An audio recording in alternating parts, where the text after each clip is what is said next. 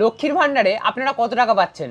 1000 টাকা করে পেতেন, 1500 টাকা করে পাবেন, তাই তো? কিন্তু আমি যদি বলি না, 1500 পাবেন না, 3000 টাকা করে পাবেন, তাহলে কি বিশ্বাস করবেন? বিশ্বাস করতেই হবে, কারণ আজকের প্রতিবেদনটা এরকমই। আপনারা লক্ষ্মীর ভাণ্ডার যখন প্রথম পেতেন, মানে 2021 সালে যখন মমতা বন্দ্যোপাধ্যায় চালু করেছিল, তখন কত টাকা পেতেন? 500। তারপরে 2024 সালে লোকসভা ইলেকশনের আগে করে দেওয়া হলো 1000। তারপরে আবার 2026 সালে বিধানসভা ইলেকশনের আগে করে দেওয়া হয়েছে 1500 টাকা করে, এবং 1500 টাকা করে আপনাদের অ্যাকাউন্টে ঢুকছে। কিন্তু এই টাকাটা আর কয়েকদিন পরেই হয়ে যাবে 3000 টাকা, মানে 1500-এর ডবল হয়ে যাবে 3000 টাকা। এবং যারা আপনারা নতুন আবেদন করেছেন তারাও পাবেন, যারা পুরনো আবেদন রয়েছে তারাও এই 3000 টাকা করেই আপনাদের ব্যাংক অ্যাকাউন্টে পাবেন। কি অবাক হচ্ছেন? অবাক হওয়ার কিচ্ছু নেই, এমনটাই কিন্তু ঘটনা ঘটতে চলেছে। আজকের প্রতিবেদনটা কিন্তু তাই খুবই ইন্টারেস্টিং। লক্ষ্মীর ভাণ্ডার নিয়ে কিন্তু এটা একটা খুবই বড় আপডেট। তো চলুন আজকের প্রতিবেদনটা দেখে নেওয়া যাক, এবং কিভাবে আপনারা 1500-র বদলে 3000 টাকা করে পেয়ে যাবেন সেটাও দেখে নেওয়া যাক। ভোটের আগের শেষ বাজেটে নারী ভোট ব্যাংকই আবার দাঁত ফুটিয়ে দিল তৃণমূল, মনে করছেন রাজনৈতিক বিশেষজ্ঞরা। এদিন লক্ষ্মীর ভাণ্ডার প্রকল্পে ভাতার পরিমাণ 500 টাকা বৃদ্ধির কথা ঘোষণা করেছেন রাজ্যের অর্থমন্ত্রী চন্দ্রিমা ভট্টাচার্য। অর্থাৎ 2026 সালে ফেব্রুয়ারি মাস থেকে লক্ষ্মীর ভাণ্ডার প্রকল্পে অসংরক্ষিত ক্যাটাগরির মহিলারা পাবেন 1500 টাকা করে। তপশিলি জাতি উপজাতিরা মানে এসসি এসটিরা পাবে 1700 টাকা করে।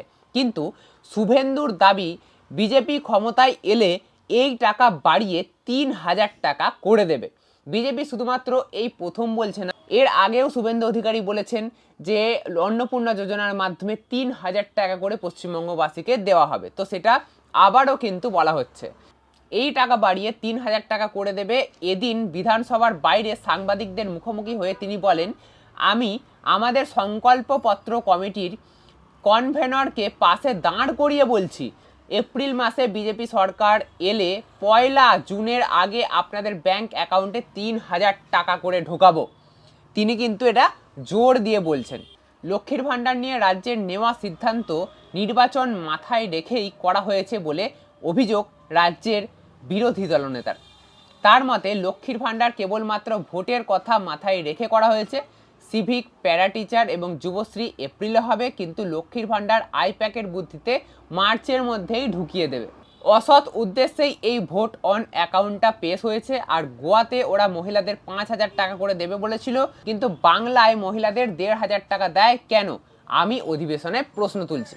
মানে তৃণমূল সরকার নাকি গোয়ায় যখন তারা দল দিয়েছিল, তখন গোয়ায় প্রমিস করেছিল যে গোয়ায় যদি তারা যেতে তাহলে মহিলাদের ব্যাংক অ্যাকাউন্টে 5000 টাকা করে ঢুকিয়ে দেবে। আর বাংলার ক্ষেত্রে কেন 1500 টাকা, সেটাই কিন্তু শুভেন্দু অধিকারী প্রশ্ন তুলছেন।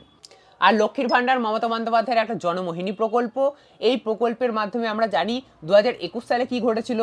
মমতা বন্দ্যোপাধ্যায় এই প্রকল্পের হাত ধরেই কিন্তু আবারও ক্ষমতায় বসেছিলেন তৃতীয়বারের জন্য। এবারে চতুর্থবারের জন্যও কি সেম পরিস্থিতি হতে চলেছে? মানে লক্ষ্মীর ভাণ্ডারই কি মমতা বন্দ্যোপাধ্যায়কে আবারও চতুর্থবারের জন্য মুখ্যমন্ত্রীর পদে রাখবেন? তো সেই সমস্ত কিছু দেখার বিষয়। তবে আজকের প্রতিবেদনটার যেটা ছিল যে 3000 টাকা আপনারা কিভাবে পাবেন, তো সেটা হচ্ছে লক্ষ্মীর ভাণ্ডার প্রকল্প নাম থাকবে নাকি সেটা আদতে জানা নেই। তবে শুভেন্দু অধিকারী বলছেন যে যদি তারা ভোটে যেতে, অর্থাৎ বিজেপি সরকার যদি এপ্রিল মাসে গঠন হয়, তাহলে জুন মাসের মধ্যে তারা লক্ষ্মীর ভাণ্ডার থাকুক আর অন্নপূর্ণা যোজনা থাকুক, যাই হোক না কেন, প্রকল্পের নাম, মহিলাদের ব্যাংক অ্যাকাউন্টে 3000 টাকা করে ঢোকাবে।